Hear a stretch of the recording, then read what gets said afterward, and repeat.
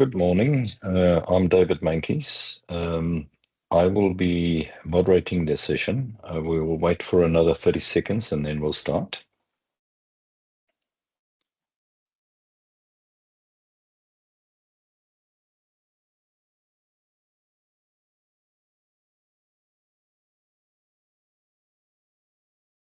Welcome. It's wonderful to have you all with us today. We look forward to hear about some expert views on how to enhance your customer experience. We're hoping to cover, understand local and international trends with some case studies, how that impacts customer engagement, and what is the right balance between a digital and automated engagements, and what's practical tips and tools for how to go about doing this. With us, we have some great speakers. Firstly, we have Dominic Black. He's a growth director and a principal analyst at Cavell. Cavell is a research company based in London. Dominique is very experienced in the UCAS and CCAS research, as well as in the Microsoft environment. And he supports vendors and service providers and Microsoft service providers with insights. And he's got extensive industry interviews, which they do with customers and enterprise studies. And we look forward to hear about him. Then we also have Christopher Geerdts. Christopher is the managing director of the Bureau for Market Research of IT in South Africa. It's a long-established company. Chris has been in research and analysis for the last 35 years. He's very informed. He had 10 years of senior management experience at MTN in the wholesale side and also the voice side and growing that side. And he's also been involved with BMIT for a long period now. We really look forward to hearing your views. And then lastly, we have Cobus van der Westhuizen, a panelist. Cobus is a serial entrepreneur. He's also the founder of Trilogy, a business process outsourcing company. And also they design, build, and innovate and transfer BPO skills into organizations that require that. Based in Cape Town, he's got 25 years experience in the BPO sector. And he's established one of the largest BPO companies. He sold large ones, and he sold them to one of the larger ones as well. He's been involved in this industry for a long time. He served in the PESA board for several years, and he's advisory board member at the Cape Town BPO. And in 2021, Cobus also received a Long Service Achievement Award from the KBPO. So welcome to all our speakers. And I'm going to hand over to Dominic to take us off. Fantastic. Thank you so much, David. And it's a pleasure being here. As you can see from my photo got on the slide up there, looking a little bit younger. That's probably earlier in my career at Cavell. So I've been a researcher and analyst at Cavell for 13 years. And Cavell, for those who don't know, are a research firm focused on the unified communications and contact center markets. And we provide research and insights to vendors, to telcos, to MSPs, and to anyone within the industry, helping to understand what's going on in the market and how they can be successful. We take this from two different areas. So we do research of the industry. So we speak to a lot of the suppliers about what they're looking at, but we also then do some really interesting enterprise and SMB research as well globally. So we do studies of 2,000 IT buyers, 800 contact center buyers, Microsoft Teams buyers, as well as a lot of range of end user research as well. So I'm going to be taking you through today some of our latest research, looking at some of the trends in the contact center market and the CX market and how things are changing. If anyone's got any questions, you're welcome to put their hand up as we go through, and I'll try and answer them as we get to the end. But yeah, hopefully it'll be a good session to bring you up to speed of what's going on and what you can do to make sure you're staying ahead of the curve.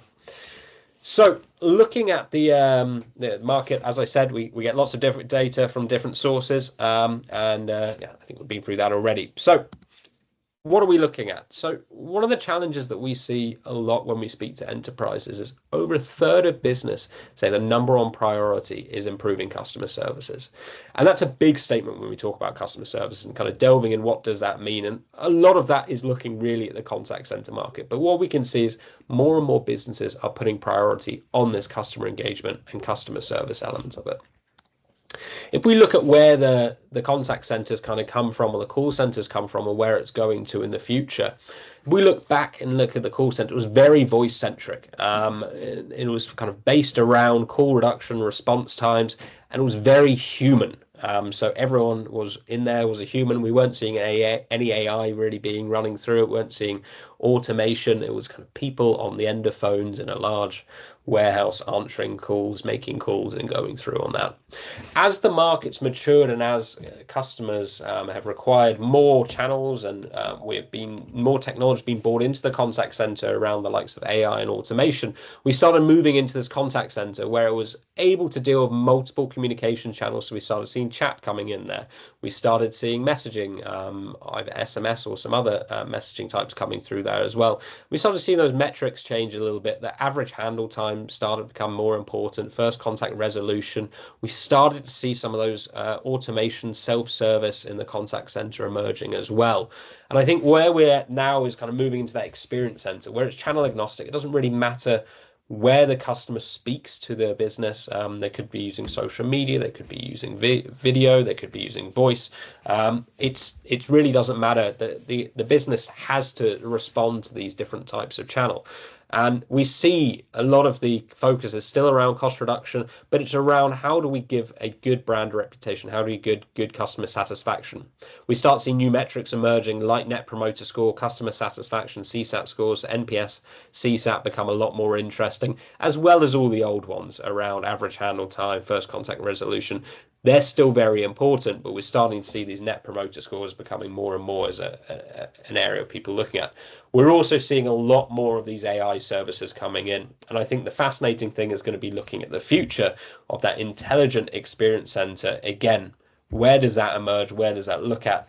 We're seeing more and more interest in people talking around AI and where AI is going to augment the agent, but also how it's going to replace some of those agents' roles potentially in the future going forward.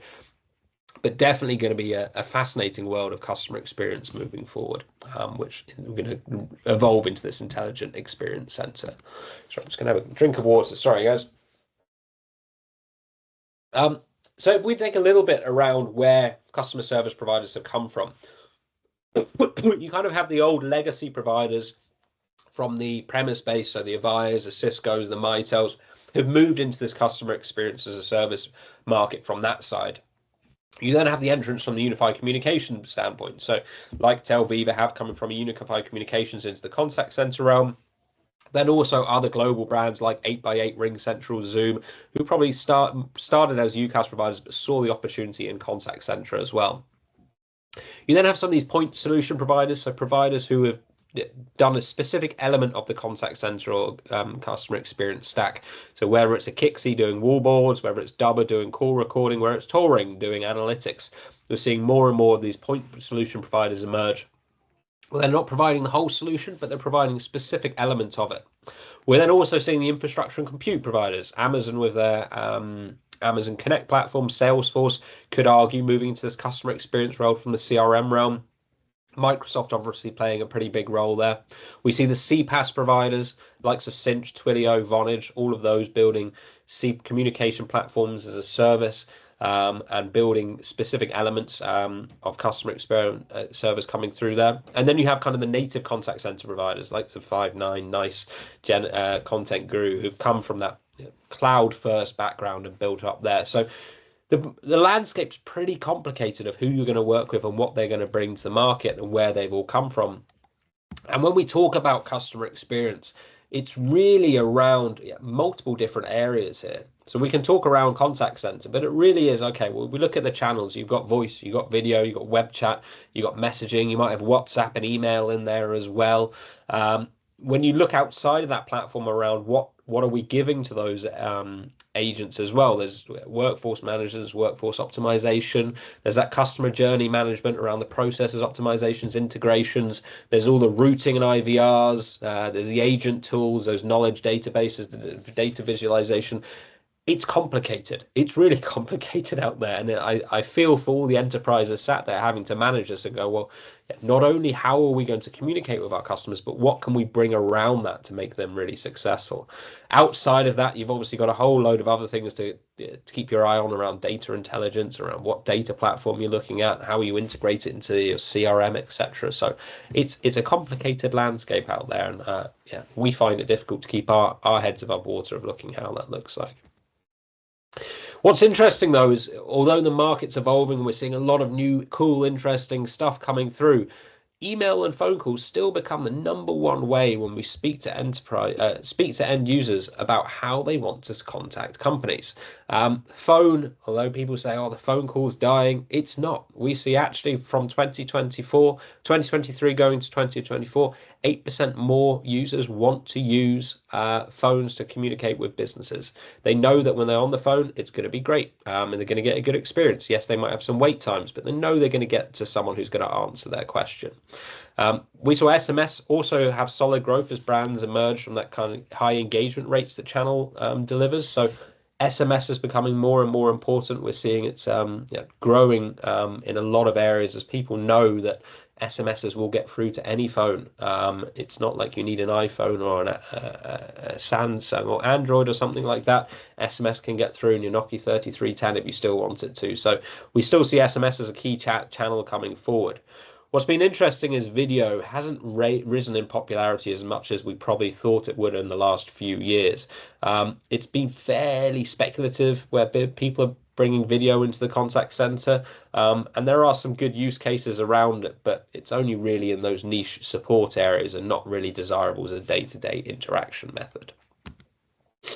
When we look at the metrics that people are doing as well, one of the biggest interesting changes this year in the metrics is the fall off on those that would kind of traditionally track the success of voice calls.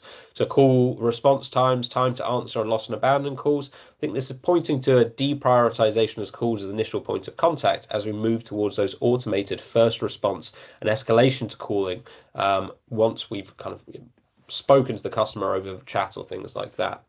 More specifically, time to answer doesn't really matter in a world where calls are answered rapidly by an automated system. And this also has an effect on call response times. These sorts of metrics kind of focusing on how quickly is a customer answered initially are likely to start to disappear from the contact center. However long it takes to connect to an agent after the initial conversation becomes more relevant. So yeah, as long as the customer's having that first contact resolution, be that by a chatbot and being pushed through then to an agent when it needs to be, I think that's definitely an interesting trend we're seeing coming here. But as you can see, those NPS scoring is still pretty high in terms of what the core metrics people are looking at in the contact center. When we ask our enterprise customers, and this was a survey of 800 contact center buyers, what are the top priorities for you in your contact center moving forward? Things that come up massively highly here is obviously improving security and compliance. And we'll touch on AI a little bit later around why that is impacting the security and compliance side of things. But it's certainly something that we see more and more from enterprises going, well, actually, we need that secure. We need to have a compliant call center, whether that's taking payments, whether that is making sure our customers' data isn't getting leaked out, whether we're keeping it secure from attack, is certainly something which is important there. Reduction of costs is also a critical choice. However, there's kind of always a big one on there of going, we want to reduce our costs. It does come second to some of those more critical priorities around security and compliance. So I think even because people want to reduce their costs, there are other things like that in improving security compliance, and also looking at that easy management of solutions. So making sure when we've deployed a contact center solution in our own business, it's easy to manage, and there's no challenges from that going forward. As you get larger, we obviously see more integrations coming into that. So I think that's where we also see that management area coming through, is making sure that it's easy to manage, but is also easily integrated into other services. What was interesting, this was you can see kind of 4 different ones emerging here, including deploying solutions to improve productivity. This came from a list of about 10 or 15 options that we gave companies to answer. So there was a lot of different areas that they could have chosen, but fascinating to see these 4 kind of rose to the top in every single size of segment going forward. Most of our research, I have to say, has been based around European markets and North American markets. So unfortunately, I haven't got a number here for South Africa. But what was fascinating to see is the appetite for moving contact centers to the cloud. We asked respondents, what is your plan to move to the cloud, your contact center to the cloud? And 91% of those businesses who already have a contact center on-premise or legacy contact center said they're planning to transition their contact center to the cloud. And when we look at the average times for that, you can see some of these markets are going to be moving a lot quicker. France and Germany are expecting under 2-year life cycle on average to move their contact center to the cloud, whereas in the in the UK it's a little bit longer. I think it's interesting when you look at the French and German market in terms of market penetration, they're a little bit further behind. So yeah, they're coming from a mainly legacy contact center base. So obviously some of those are going to be moving quicker as they've already gone through that process of choosing the right cloud contact center provider to work with on that space. As we said here, looking at the biggest concerns around their contact center, and this is a global study that we did. Companies of all sizes are worried about that security of customer data. They're obviously got their customer data and working out how they manage that, what they do with that. They're also worried about the cost of automated solutions. So more and more they're looking at, well, what can we do to automate areas of this? But the pricing model of that is still pretty up in the air. I think a lot of businesses that we speak to are still looking for a fairly set and solid price model for all their new automated solutions. They don't want to have variability in that. So we're seeing more and more choose a model which goes, actually, there's going to be this cost and this is our fixed cost moving forward. They're also concerned about rising customer expectations. Customers are expecting better experiences every time they speak to a business. They're expecting to be able to use whatever channel they want to speak to those customers. So I think that's where those customer expectations are increasing, and it's a challenge for those businesses to make sure that they can deliver on that. Alongside this, we're seeing things like incoming regulations, risk of integrating new technologies, public backlash against automation, increasing agent performance, and difficulties across channel CX, all fairly important. But number one by a long margin there is that security of customer data. And I think that's at the top of priority for pretty much everyone we speak to around that. And one of the challenges with customer data is obviously AI. And we're seeing AI being built everywhere, not just in the contact center, but across the whole solution stack in IT. So we're seeing in the UCaaS space, we're seeing meeting experiences being enhanced with call recording and transcription. We're seeing analytics coming through. We're seeing some cool stuff with hardware where you're kind of recognizing who's speaking. So when you're in a busy environment, it's only picking up your voice to come through. In the contact center space, we're seeing AI improve agent performance and coaching, giving real-time feedback to those agents about what they could be doing, how that last call went and what they could do around there. We're seeing the virtual agent side increase as well. So more and more chatbots coming in there, virtual agents getting better. Also that summarization and transcription, that's only getting better with AI, as well as AI assisted routing, understanding why the person's calling is getting better with AI through that. And every business we speak to is looking at that. From a security and networking standpoint, again, seeing a lot of focus around AI and how that can help. And I think there's some great outcomes coming out through here. When we look at AI, though, and again, this is from our EU study that we did around the growing adoption and impact of AI, only 14% of contact centers say that they've actually adopted any AI within their contact center. 34% say they're currently deploying to, and another 30% say they're planning deployment in the next year. So a lot of people are looking at it and looking at what they can do around it. But I think where we see it being done, it's very baby steps. We're not seeing the whole contact center being replaced with AI agents. It's still very much okay, well, let's improve one feature with AI. Let's improve our IVR. Let's improve some of the automation and self-service with that. Let's make sure our agents can get some better assistance with AI. It's not a full replacement. It's definitely a growing and slow adoption of AI services throughout the contact center. When we look at the impact of AI and where it's coming through, when we ask the question, what's the impact of AI on your CX strategy? The interesting one that came through here is it's not reduced the number of agents in there. What we see coming through quite a lot is it's actually required hiring of new skills or upskilling some of those employees to use those AI services and be really getting the most out of AI when they're doing customer experience roles. We also see that, as we discussed earlier, the increased focus on data security and compliance coming through pretty highly here.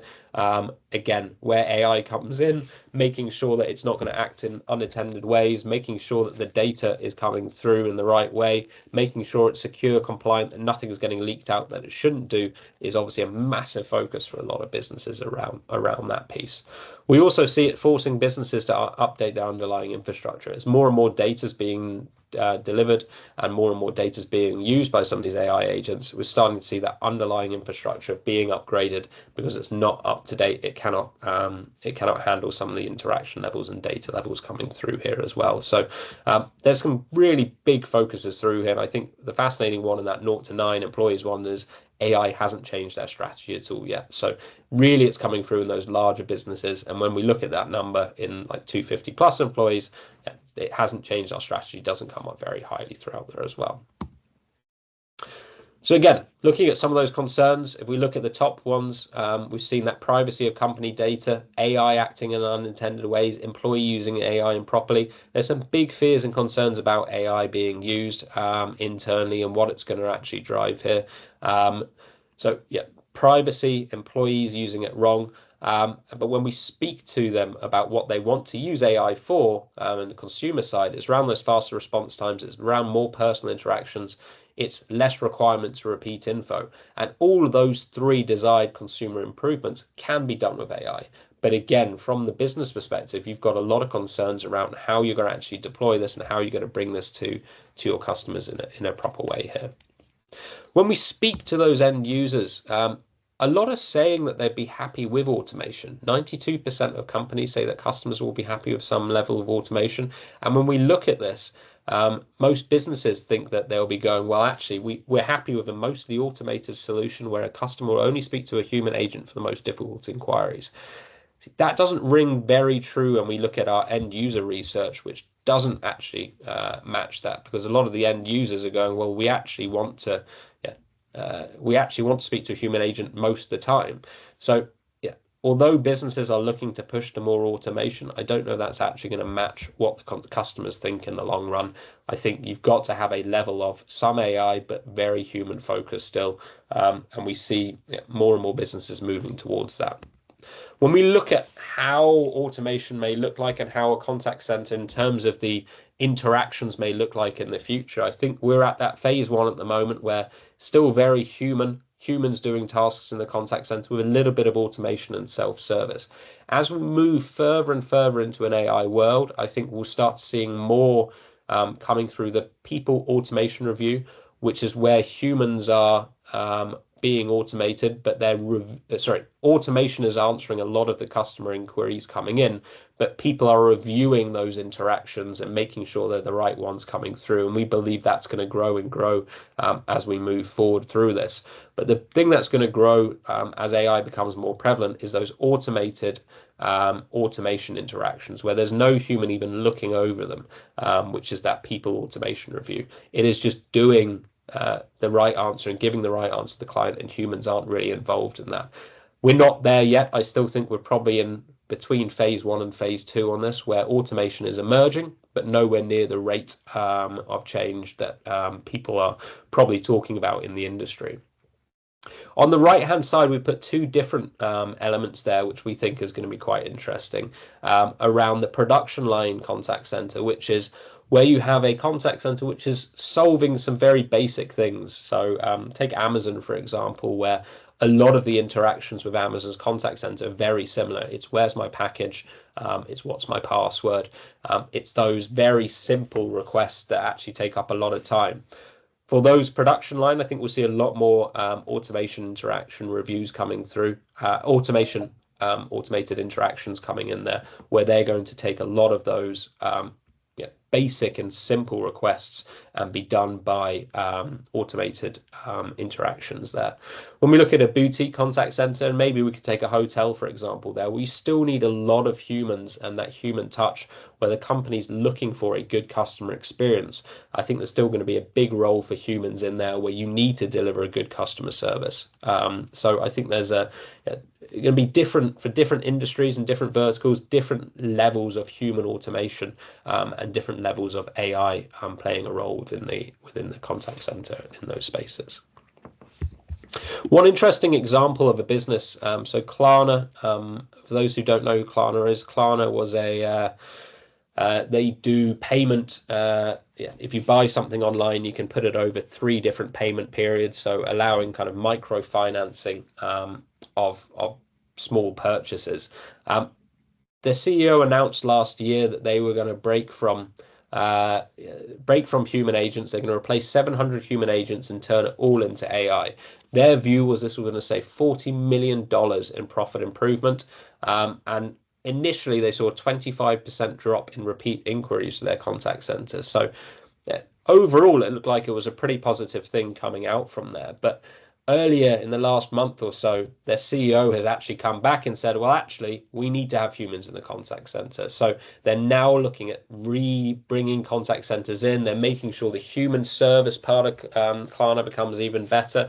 So although they've taken that approach to go to AI, they've actually now gone, well, actually, we do need humans in the contact center. And I think this is a really good example of when people ask me, is it only going to be virtual agents and we're only going to be speaking to virtual agents in the contact center? I don't believe that. I think there's still a big role for humans within there. And when we speak to customers, they still believe that too. When we did our customer research, customers do not believe that AI actually benefits them. We spoke earlier around those biggest customer frustrations around waiting times, poor interactions, automated systems not understanding what people are asking. And 45% of the consumers out of a study we ran said that customer service is worse now than 3 years ago. So although we're bringing in a lot of AI and although we're looking at all these new technologies to come into place, a lot of consumers are still going, hey, actually, it's not getting better. We're still getting pretty poor customer service through here. So there's a bit of a mismatch between the race towards AI and the race towards automating some of these interactions to actually how consumers feel about this. And I think this is where, when we look at the market going forward, we need to see, well, look, what do customers want to get out of this? And to you who are running contact centers, what do you need to do around this? Just under 50% believe they have to speak to a human agent to get their issue resolved. And from that perspective means that you need to still have humans in that contact center. Just under 80% of consumers say they want to speak to someone based in their own country. And again, this is a really interesting point around localization. And we've seen in a lot of European markets offshoring happening. Be interesting to see if that continues and whether that can actually still be the case when people want to speak to people in their own market. Another thing is looking at that customer interactions and how good are these chatbots at handling customer interactions. Only 23% say that the customer interactions are any good. So that's a real challenge to the industry when we talk about all these AI and chatbots coming in, is they're not actually doing the best job that they could do. So there's a lot of issues around there. So my advice of where you're going to use automated solutions, 88% said they're open to them, but they want to use automated systems for account changes, upgrades, add-ons, changes. When they have complaints, they want to speak to a human agent. So you've got to look at your business and work out, okay, where does that fit? How do I do that? How do I need to speak? What do I need to put in my contact center in the future? Do I need it to be human focused? Do I need to be AI focused? What can I solve with AI? What do I need to have in place to solve with a human basis from there? So I'm conscious I'm a few minutes over time, but I'll leave you with a couple of priorities and takeaways from there. That enhancing customer service is a top priority for every single business out there. And I'm sure you're all sat there thinking about how you can improve your customer service. I think working with the right partner to be able to do that, the right vendor who understands your market, understands what you're doing, understands your challenges and your concerns is going to be really important. AI is going to play an increasing role in that contact center, but it's going to be a measured approach, and you've really got to take a measured approach to it. replacing every single human in your contact center with AI is not going to be the way forward. You've got to find the individual areas to do that, take it slowly, make sure you're still delivering a good customer experience as we go through there. So I'd like to say thank you so much to Telviva for having me here, and look forward to the rest of the presentation day. Thank you so much. Thank you very much, Dom. We'll pick up the questions at the end. If you could use your Q&A, it just makes it easier to administer it. And over to you, Chris. Thanks very much. You'll let me know if my slides are lagging or anything like that. There should be one with our title up. All good. Yeah, I'm Christopher Geerdts, the Managing Director of BMIT. So we've been in the business for 35 years, helping companies make important ICT decisions and customer research-related decisions. And today we're going to talk a little bit about the local market component of contact centers. With our research mainly comes from the UC&C and voice services report we did last year, which is more voice and UC&C focused, as well as our futures practice. So the one thing that really was confirmed in our research is the massive drop over the even longer period than I show there in the revenue from voice services, with the blue being the mobile and the red being the fixed. This is a truly technology disruptive industry, with the yellow, the converged services, continuing to grow, but not as much because of disruption. So the nature of disruption. So if I just simplify that diagram, you'll see the drops in the mobile voice and the fixed voice, and the picking up, projecting into the future of the converged services. Mainly the substitution in South Africa being mainly MS Teams and WhatsApp. And this isn't an accident, it's part of a major long-term arc of digital transformation from the early 90s. You see this progressing through to today and into the future. There was a major step with the platform economy when companies realized that the internet allowed you didn't have to sell a service, but you could rather provide a platform for others to interact. And those are the big companies, Google, Amazon, Microsoft, that made a huge amount of money and became rather large on the back of that realization. A subsect of that evolved was the creator economy, the production of and consumption of content by individuals and multiple players. And you also have the Internet of Things growing, which is the world of sensors and controllers, where our environment is read and controlled as part of the internet. Quite a key feature is the acceleration in certain internet-developed societies, which we now just colloquially call gigabit society, meaning there's widely available, affordable, and fast internet in those countries, who've also taken proactive moves to adopt fourth industrial revolution technologies, and that's actually sped up the arc.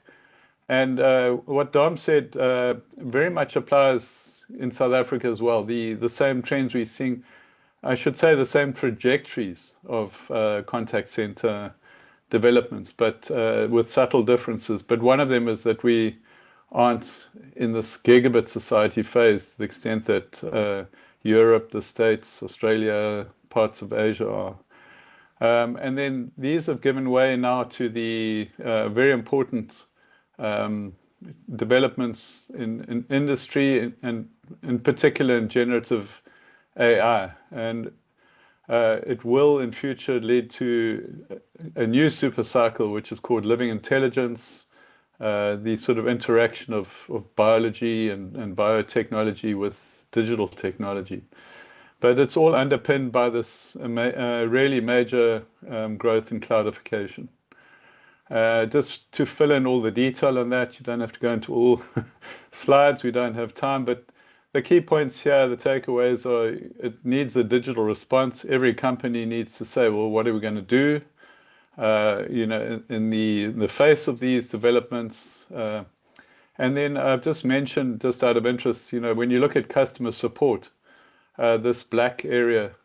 Yeah, you'll see companies are still sitting at every stage in the development, from still using, and they would use analog phones if Telkom hadn't automatically replaced them or removed copper, but mobile phones, PBXs, you move to the cloud hosting of PBXs, the web RTC, development of omni-channel, more automation, and now AI enhancement.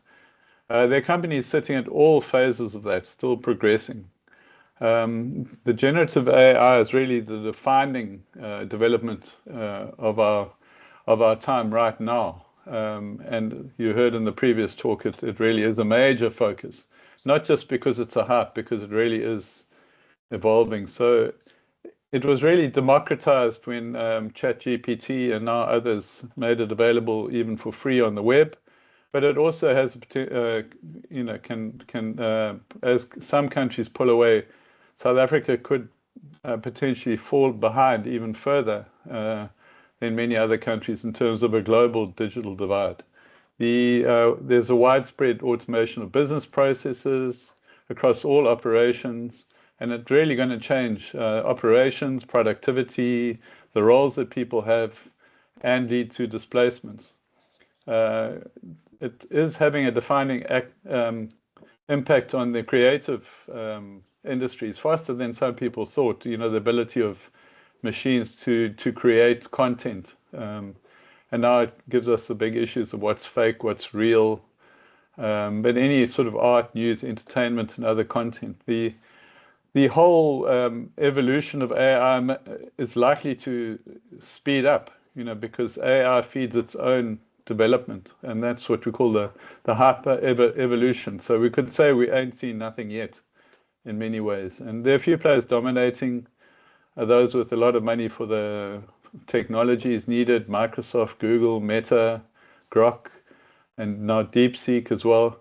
But there are also thousands of startups that have taken advantage. And one of the key problems that industry needs to solve, each company really, is how to combine your unique data or unique data that you have access to with generative AI technology to provide unique solutions. Just moving to contact centers, so I've just done on the right and borrowed that. Let's say a model or a reference contact center that's fully AI enhanced, and all the features that it would have that are AI enhanced features all around that. And it's certainly, there's no getting around it impacting customer support. Robotic process automation of processes is really a start that we've already seen, although often it's talked about, but it's not actually AI enhanced, it's just automated. The AI is still very much coming in many cases, and it's early stages though. So what's been targeted right now is training, monitoring, and recording, a little bit of voice interaction, the data analysis part, and the automation of the flow. AI ops, which is really superimposing AI across your operations, is a big opportunity still to optimize right across, and discovering what's on your systems, monitoring them, or being able to observe them, and then as AI evolves, be able to respond automatically and ultimately to have autonomy in responding. But South Africa's interest in this is still very much in the large enterprises, the sort of F&B level companies. AI is certainly being integrated into contact centers, but how?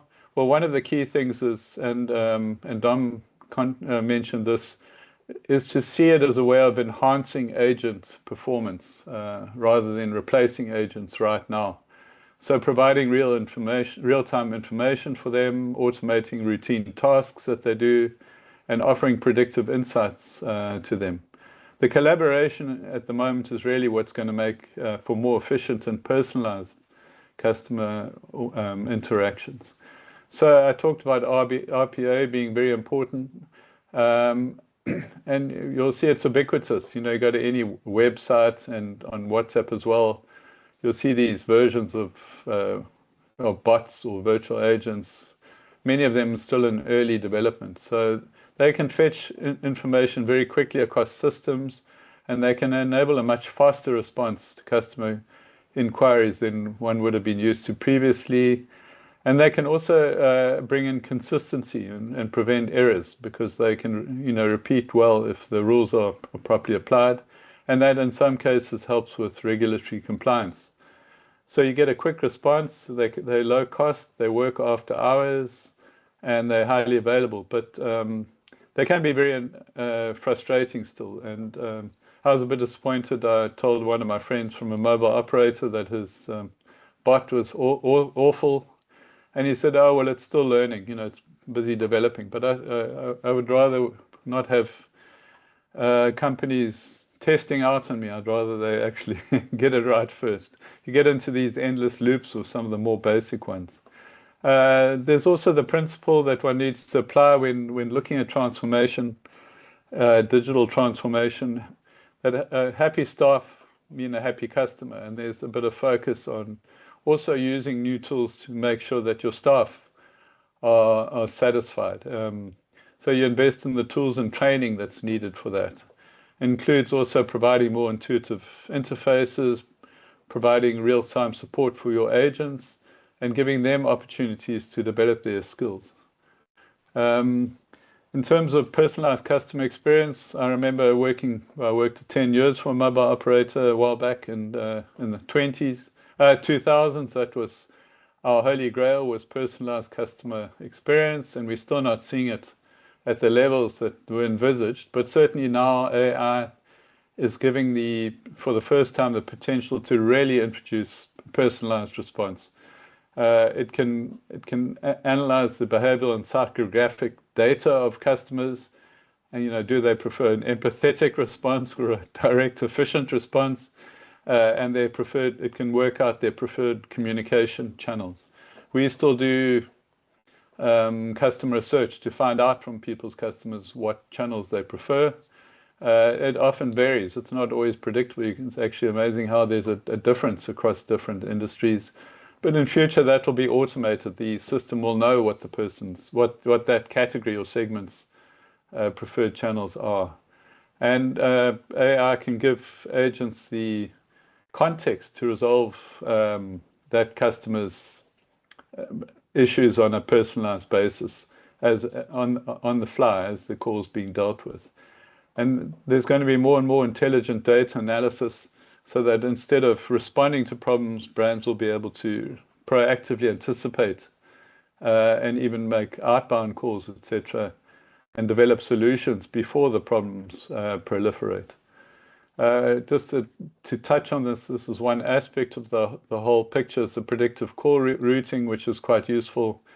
It's where when a person makes contact with the call center, it does an analysis and decides which is the best agent at the time to take that call. And that can lead to improved first-time resolution, reduced call transfers, therefore, and therefore overall efficiency, as well as more customer satisfaction, because you're getting the right agent that's suited to your context.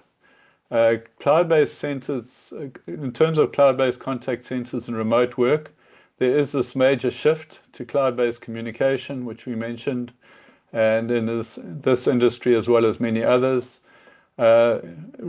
it's actually one of the biggest growth drivers right across the industry is cloudification, and it has its obvious benefits, and it supports remote work models. And these were tested during COVID-19 when agents had to go home, work from there.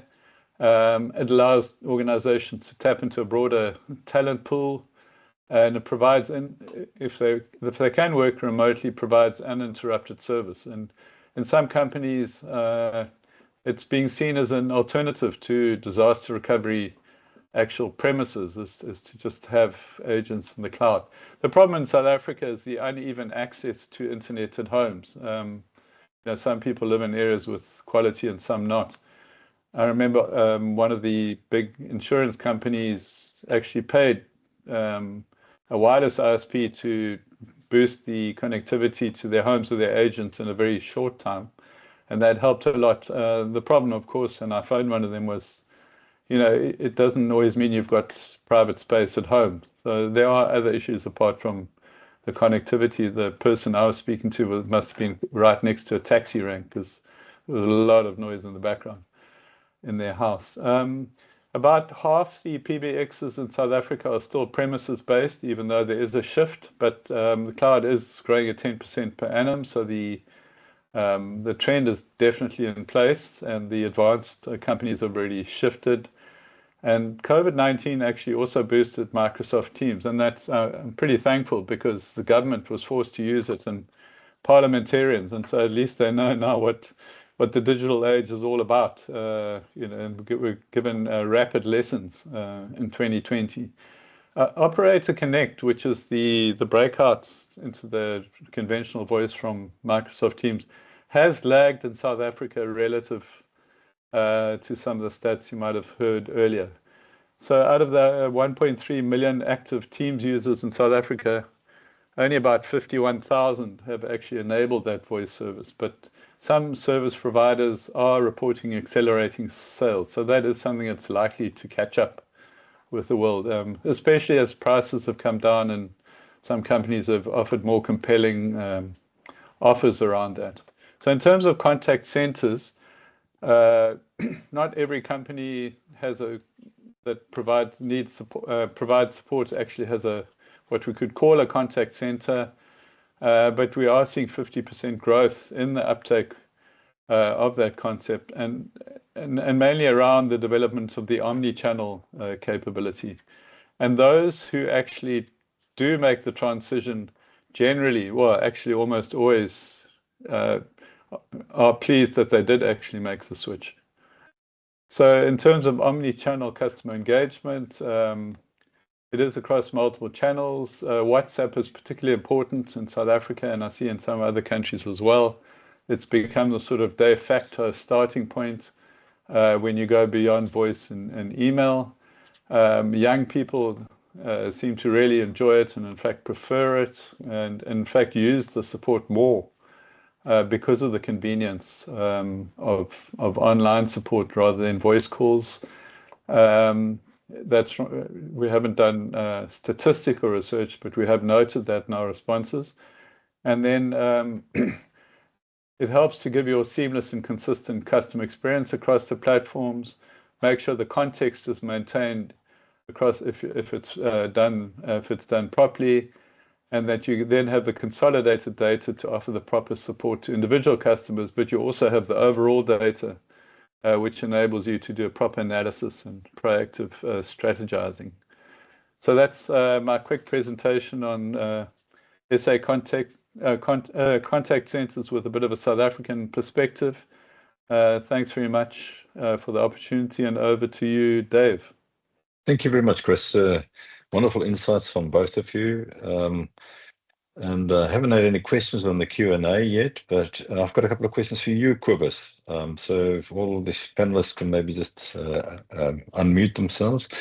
Cobus, you've been in this industry for a long time, and you've seen many things change and the technologies move along. But where's the fit? When is it human? When is it AI? And what do you see? Dave, thank you. Well, firstly, if I knew the accurate answer to that question, I would rather just go and play the lotto, I think. But obviously what we do is, I find the insights interesting. We're an operator. So basically we have, 14 of the largest sort of retailers in the UK. And I say we have it, the company we've sold had 14 of the largest retailers in the UK. We did customer service from in South Africa. And that journey was almost a daily basis. So our survival is based on the fact that our clients want, firstly, a very good customer experience. So they're outsourcing their customers and the way their customers feel after service interaction to us. So we need to ensure that is a primary concern. The second one is they want us to assist them to keep track with the latest and greatest technology and AI nowadays, And thirdly, they want all of that for the least price possible. So we're a little bit in the frying pan on a daily basis. So, I always use the first primary focus is when I speak to clients and we innovate together is we got to listen to their consumers. So any of the strategies, and I do find a lot of the thinking and the thought leadership and the strategies that these companies come up with is primarily based on cost-cutting concerns. They want to reduce budgets, they want to reduce cost and so on. Very few of them actually flip it around and say, let's speak to your consumers first. Let's listen to what they're saying. And by the way, if you analyze the contacts coming into a contact center over a period of time, you know exactly what your consumers want. You know why they're contacting, you know what irritates them, they tell you in no uncertain terms. So sort of take that information to decide what to AI and what not to AI. So, I always say to the team, keep a golden thread through all the discussions and what we do, that we test the consumer impact or the customer experience impact of any of the AI that we deploy as a priority. The other thing I think is, apart from the customer experience, is baby steps in terms of what to automate and not to automate. So we started Trilogy BPO now after we sold our previous company called Digital Tribe, and we started Digital Tribe just after COVID. We actually designed and developed the company during COVID, thinking that there was going to be a rapid shift to automation, not automation yet, but digital first, and then automation later. And it was interesting that worked for us at the time, because a lot of companies wanted to shift, but they did not know exactly what that looks like. So we offered them really more of we called it a test kitchen.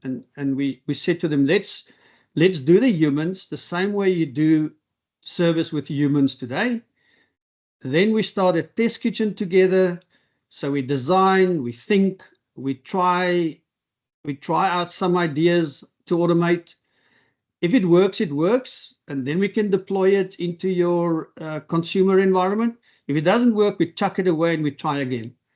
And I think that is still going to be, for the next couple of years, the sort of modus operandi to try and ascertain what to do, what to automate, and how your consumers are going to be impacted with that. The companies, as you've seen with Don's case study there, we were all very concerned when corporations started to jump literally from human voice to automation completely, and in doing so, you chuck the customer experience out, the baby out with the bathwater, really. So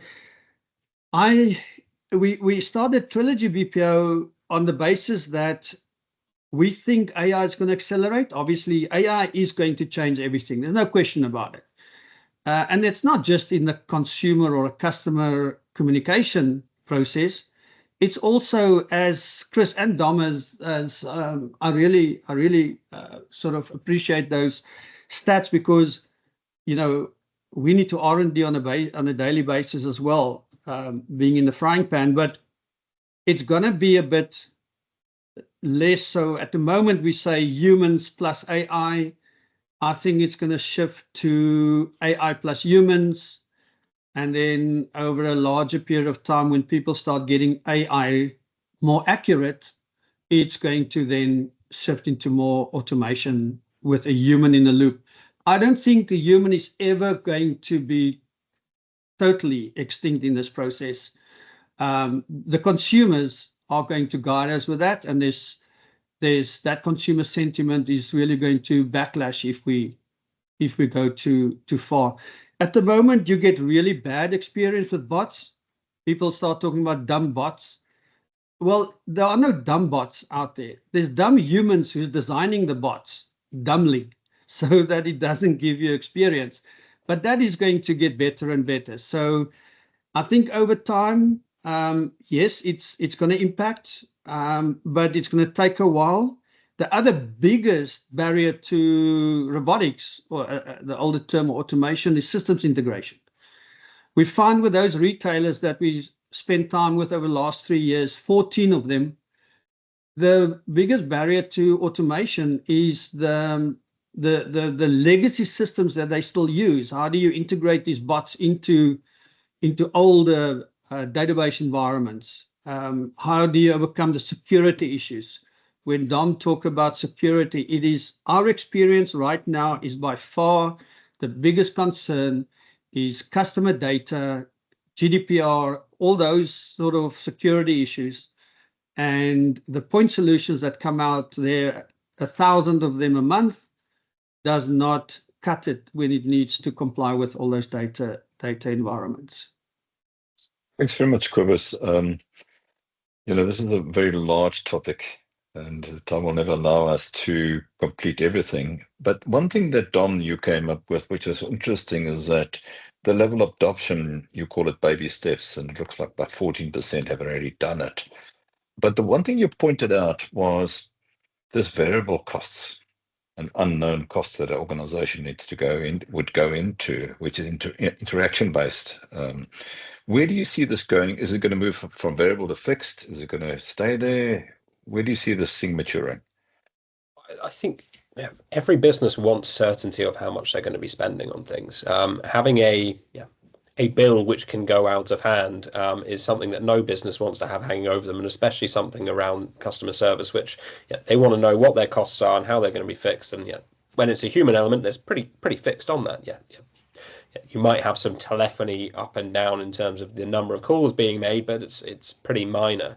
But when you're going into it, how many people have you hired? How much does the technology cost per month? And you have a pretty fixed cost on that. I think that the worry is once you move to an AI model and go, well, is it charging on interaction? Is it charging on solved interaction? Is it charging on we came up with my colleague Finbar's looking at this at the moment. We came up with 5 or 6 different options that you can use to charge for this now. And I think the challenge for that is it's going to move away from a per user per month basis, because you can't charge an AI bot and go, well, it's taking the jobs of 5 humans, so that's how much it's going to cost. And I think that the piece that we found really interesting on here was not just around the cost of the technology, but if it can replace a human, that's almost insurmountable. So we were talking to a contact center manager who's, I think there's 1,000 people in this contact center, and he said, I don't really care what the cost of the technology is, because if you reduce 1 human or 10 humans from this, it doesn't really make a difference.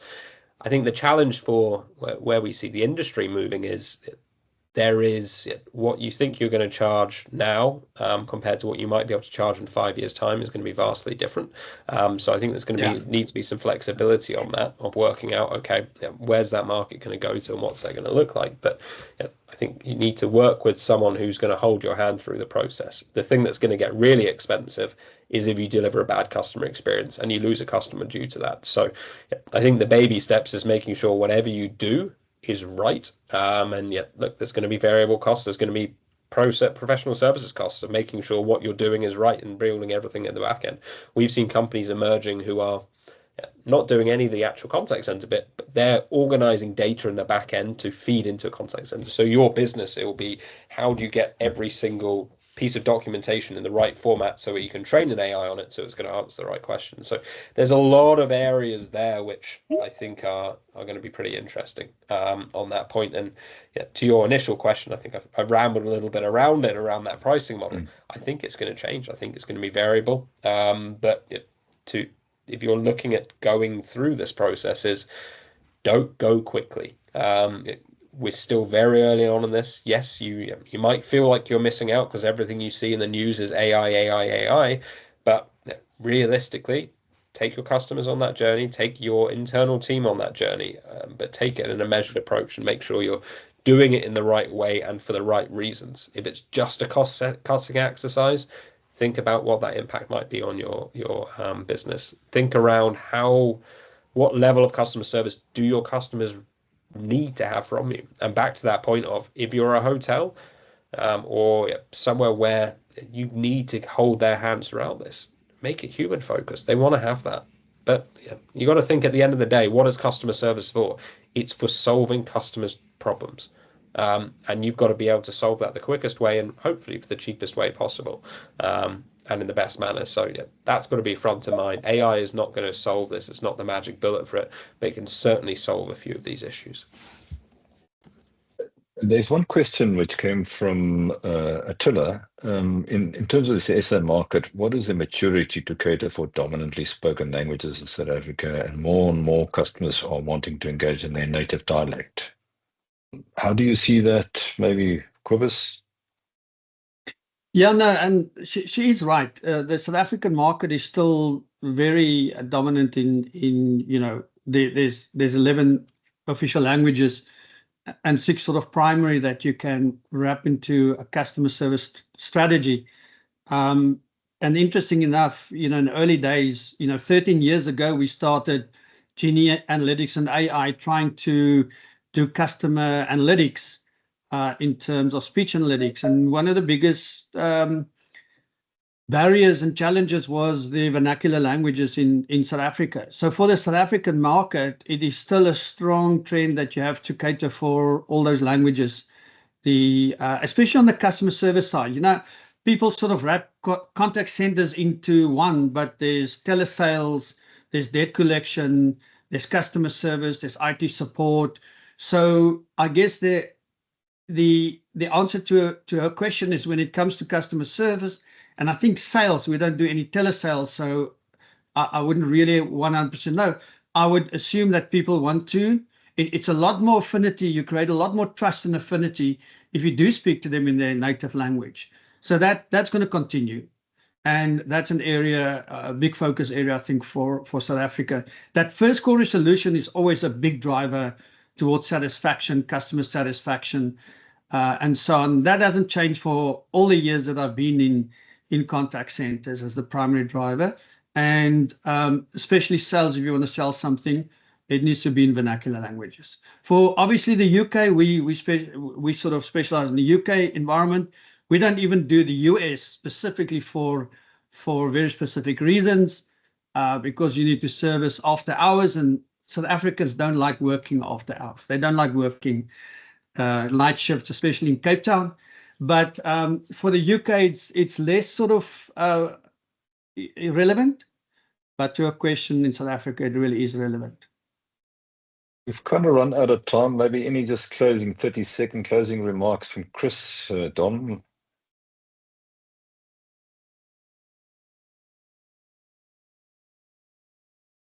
Sorry, I was on mute. Not from myself. I just wanted to say thank you to David for having me come and present. I hope everyone's found it interesting, and look forward to working with Telviva in the future and some of your partners. Great. Yeah, I appreciate the opportunity to present, and found the others very interesting as well. I think one of the interesting things is that South Africa is actually an area, not only do we sometimes see us, like I mentioned, lagging other countries, etc. I should also say that we're also innovators, and we do have a reputation for being ahead of the curve on many aspects of customer support. So that's really exciting, and it's good to have people on the call who are all part of that that family of innovative companies. Thank you very much. And Cobus, last comment from you, maybe? Yeah, just a quick one. Obviously, thanks for having me. It is just, I'm also seeing, people say AI is going to take jobs away. The focus on customer experience, we just work with a large retailer, in fact, a large retailer in South Africa, who basically said to us, let's see where we can reduce cost in the process in the back office side, and let's use those humans to phone. I want them to, whenever an order is running late or an order was wrong, I want a human to phone that customer and apologize and ask them how we can assist. So it's not always going to reduce humans. You can reapply humans to a more customer-centric strategy as well. Great. Thank you very much for everybody for joining us today. A lovely topic, and I'm sure we'll revisit this soon. Thank you. Keep well.